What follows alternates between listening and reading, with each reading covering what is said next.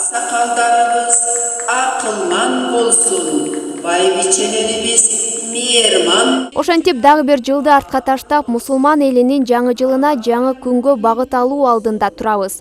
Башкача айтканда, Ноорус майрамы босогобузда турат. Табият менен төп келишкен жаз майрамын кыргыз журтчулугу жер жарылып, чөп чыгып, желин айрылып, сүт чыгып, күн менен түн тогошкон деп келишет. Бул күндү өзгөчө шаан шөкөт менен тозуп алышып, кыргыздын улуттук каада салт жөрөлгөлөрүн кылышат.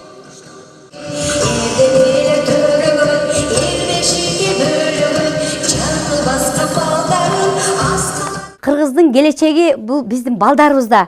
Анан ошо бала бакчадан баштайлы деп бүгүн ушундай жашынакай апаларыбыз, мына Шайма апа, сонун эжекебиз келип, бүтүндөй биздин ак келечекчен апаларыбыз, эжекелерибиз келип, ушу балдарга болгон ата бабабыздан келаткан салттарыбызды көргөзүп, айтып берип, мына бешигибиз турат, бешикке кантип бөлөнөт. Негизи эле кыргыз жыттанган бүтүндөй биздин калп салттарыбыздын баарын сактап калыш үчүн бүгүнкү иш-чараны баштап атабыз. Кыргыз элинин жаңы жыл майрамына утурлай шаарыбыздын бала бакчаларынын биринде Ноорус майрамы белгиленди. Уюштуруучулардын айтымында, Кыргыздын улуттук баалуулуктарын сактап, аны муундан муунга калтыруу максатында алгач бөбөктөрүбүздөн баштоону чечтик. Анткени өлкөбүздүн келечек ээлерине жаштайынан тарта улутубуздун улуулугун үйрөтүшүбүз керек дейт. Максаты баягы улуттук идеология, каада салт, нарк, өзүбүздүн баалуулугубузду даңазалоо. Ошон менен биз өзүбүз кыргыз эли бул көчмөн элбиз да.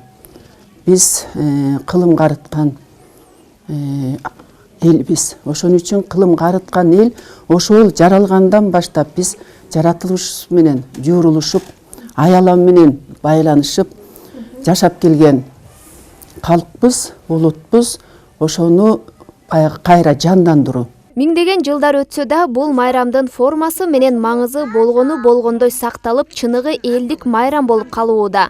Иш-чаранын алкагында бешикке баланы бөлүү каадасы, улуттук оюндар, балдар ойногон чүкөнүн маанисин бакчадагы балдарга жана келген меймандарга көрсөтүлдү. Бешик арчадан жасалат дагы, буюмдарына олпок кирет астында. Андайын жуурканы бар, андан кийин мына шейшеби бар. Анан жастыгы бар. Андан тышкары бул жерде кыпчылдык бар.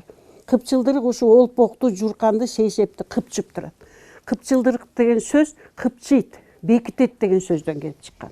Ал эми мына шимек, шимирет, сорот деген сөздөн келип чыккан. Бул физикалык закон. Эгерде нерсенин эки жагында тешик болсо, бул жерден суюктук токтобойт. Мынабы жыгачтан жасалган шимек, бул кыз балага арналган.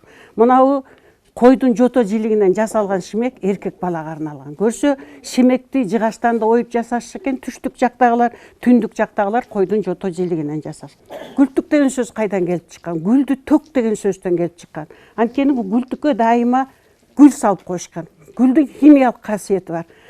Жылуу нерсе тийгенде жылуулук бөлүп чыгат.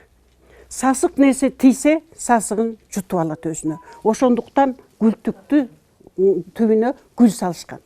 Чоподон уйтуп. Анан бүткөндөн кийин бала уктап тургандан кийин чечип алгандан кийин баары гүлдү тök деген сөздү айткан. Анткени бул муздагандан кийин кайра закондун реакция жүрөт дагы, бул гүлтүктөн сасык жыт чыгат дагы, анан муздайт. Ошондуктан шак төгө калып эле кайра жылуу кургак гүл салып коюш керек. Ошондуктан гүлдү тök, унутпагыла, гүлдү тök деп отуруп гүлтүк болуп калган. Эзелтеден келе жаткан көктөм майрамына утурлай уюштурулган иш-чара уланып, эртең сүмөлөк кайнатылып, Ноорустун шаңы уланат. Алтынар Шайдылдаева, Асылбек Курманалиев, СТВ.